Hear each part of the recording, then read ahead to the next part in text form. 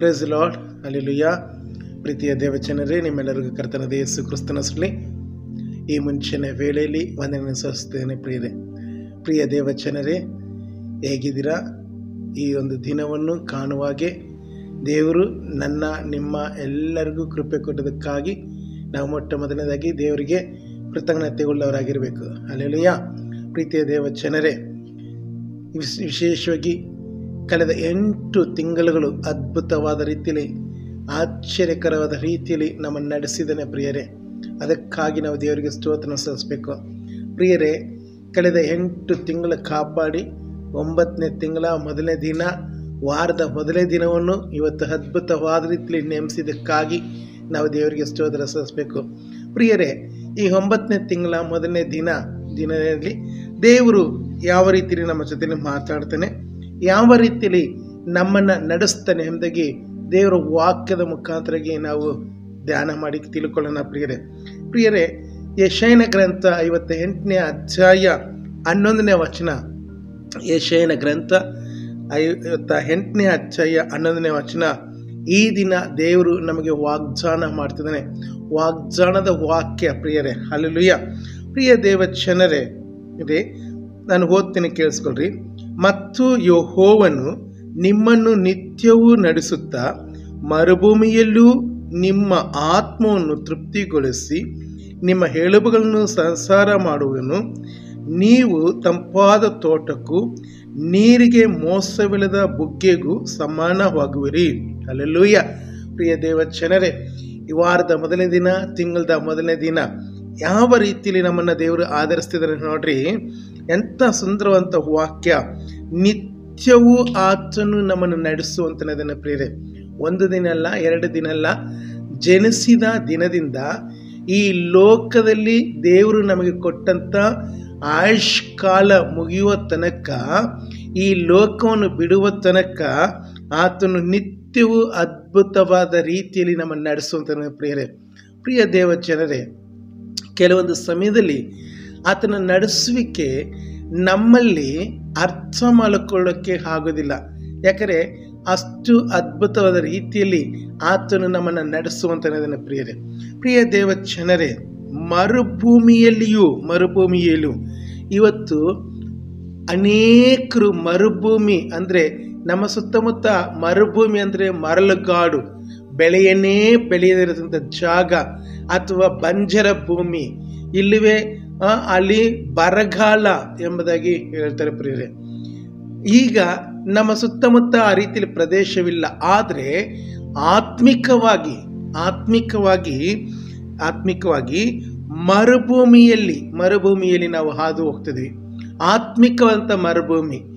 ಆತ್ಮದಲ್ಲಿ ಜಯವಿಲ್ಲ, ಆತ್ಮಿಕ ಜೀವಿತದಲ್ಲಿ ಸಂತೋಷವಿಲ್ಲ, ಆತ್ಮಿಕ ಜೀವಿತದಲ್ಲಿ ನೆಮ್ಮದಿ ಇಲ್ಲ. ಲೌಕಿಕವಾಗಿ ನಾವು ಬೆಳೆದಿರ್ಬೋದು, ಕಾರು, ಬಂಗಲೆ, ಮನೆ, ಮಠ, ಆಸ್ತಿ, ಐಶ್ವರ್ಯ ತುಂಬಿರ್ಬೋದು. ಆದರೆ ಆತ್ಮಿಕವಾಗಿ ಒಂದು ಕೊರತೆ ಅನ್ನತಕ್ಕಂಥದ್ದು ನಮಗೆ ಕಾಡ್ತಿರ್ಬೋದು. ಅದರಿಂದಲೇ ಇಲ್ಲಿ ಮರುಭೂಮಿಯಲ್ಲಿಯೂ ಎಂಬುದಾಗಿ ಬರೆಯಲ್ಪಟ್ಟಿದೆ ಪ್ರಿಯರೇ. ಮರುಭೂಮಿಯಲ್ಲಿಯೂ ನಿಮ್ಮ ಆತ್ಮವನ್ನು ತೃಪ್ತಿಗೊಳಿಸುವನು. ಹಲ್ಲೆಲೂಯಾ. ಮರುಭೂಮಿಯಲ್ಲಿ ಇಂಥ ಸಂದರ್ಭದಲ್ಲಿ ನೀವಿದ್ದೀರಾ.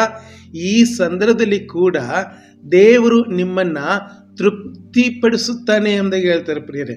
ಆತನು ತೃಪ್ತಿಪಡಿಸುವ ದೇವರು, ಸಂತೋಷಪಡಿಸುವ ದೇವರು. ಯಾಕಂದರೆ ಆತನ ಮಕ್ಕಳಾದ ನಮ್ಮನ್ನು ಆತನು ಯಾವಾಗಲೂ ಸಂತೋಷಗೊಳಿಸಬೇಕು, ಆ ಸಂತೋಷದಲ್ಲಿ ಅವರು ನಲಿಬೇಕು ಎಂಬುದಾಗಿ ದೇವರು ಬಯಸ್ತಾನೆ ಹೊರತು ನಾವು ದುಃಖಿತರಾಗಿ ಸಪ್ಪ ಮುಖ ಇಟ್ಕೊಂಡು ಶೋಧನೆ ಉಳ್ಳವರಾಗಿ ಅಥವಾ ಯಾವುದಕ್ಕೂ ನಾವು ಬಾರದವರಾಗಿ ಇರೋದು ಆತನಿಗೆ ಇಷ್ಟವಿಲ್ಲ ಪ್ರಿಯರೇ. ನಾವು ಯಾವಾಗಲೂ ನಮ್ಮ ಮುಖದಲ್ಲಿ ಕಳಕಳೆಯಾಗಿ, ಸಂತೋಷವಾಗಿ, ನೆಮ್ಮದಿಯಾಗಿ ಇರಬೇಕೆಂದಾಗಿ ಆತನು ಬಯಸುವಂತಾನೆ. ಪ್ರಿಯ ದೇವರೇ, ಅದರ ದೇವಚನರೇ, ಆತನು ತೃಪ್ತಿಗೊಳಿಸಿ ನೋಡ್ರಿ ನಮ್ಮ ಎಲುಬುಗಳನ್ನ ಸಸಾರ ಮಾಡುವನು. ಅಂದರೆ ಅದು ಪುಷ್ಟಿಯಾಗಿ ಇರುವಂತೆ ಆತನು ಮಾಡುವಂತನೇ ಪ್ರಿಯರೇ. ಅಷ್ಟು ಮಾತ್ರ ಅಲ್ಲ ಪ್ರಿಯರೇ, ಮರುಭೂಮಿ ಎಂಬುದಾಗಿ ನಾನು ಆಗಲೇ ಹೇಳಿದೆ.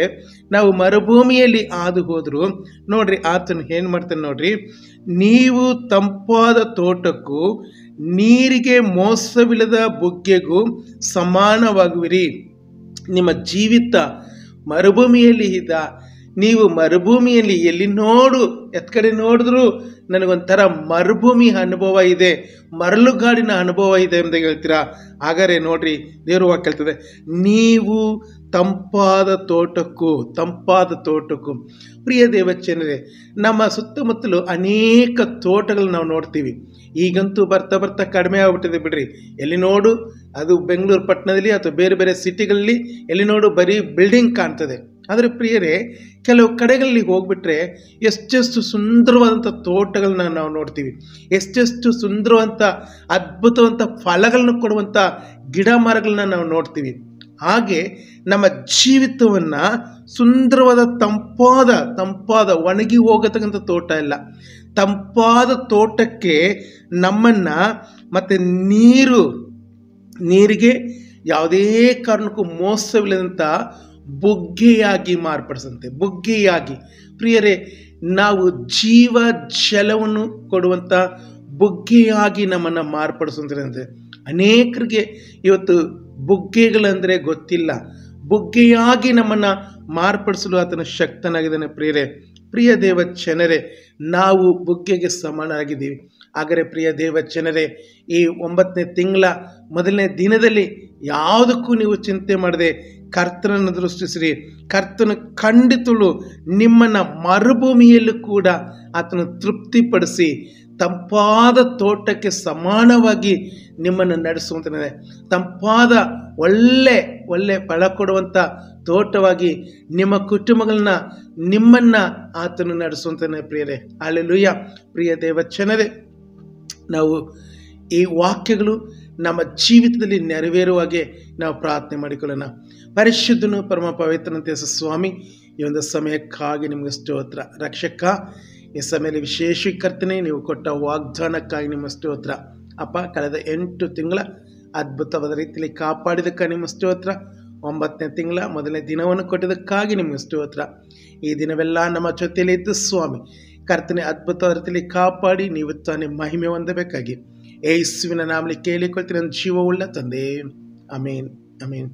ಪ್ರೀತಿಯ ದೇವಜನರೇ, ನಿಮ್ಮೆಲ್ಲರಿಗೂ ಕರ್ತನಾದ ಯೇಸು ಕ್ರಿಸ್ತನಲ್ಲಿ ಮತ್ತೊಂದು ಸಲ ವಂದನೆ ಸಲ್ಲಿಸುತ್ತಾ, ಪ್ರಿಯ ದೇವಜನರೇ, ಈ ವಾಕ್ಯಗಳನ್ನು ಹೆಚ್ಚಾಗಿ ನೀವು ಓದ್ರಿ, ಧ್ಯಾನ ಮಾಡಿರಿ. ಖಂಡಿತಲು ನೀವು ತಂಪಾದ ತೋಟಕ್ಕೆ ಸಮಾನವಾಗಿ ಇರಬೇಕನ್ನೋದೇ ನನ್ನ ಆಸೆ, ನಮ್ಮ ಆಸೆ, ದೇವರ ಆಸೆ ಕೂಡ. Praise the lord. God bless you.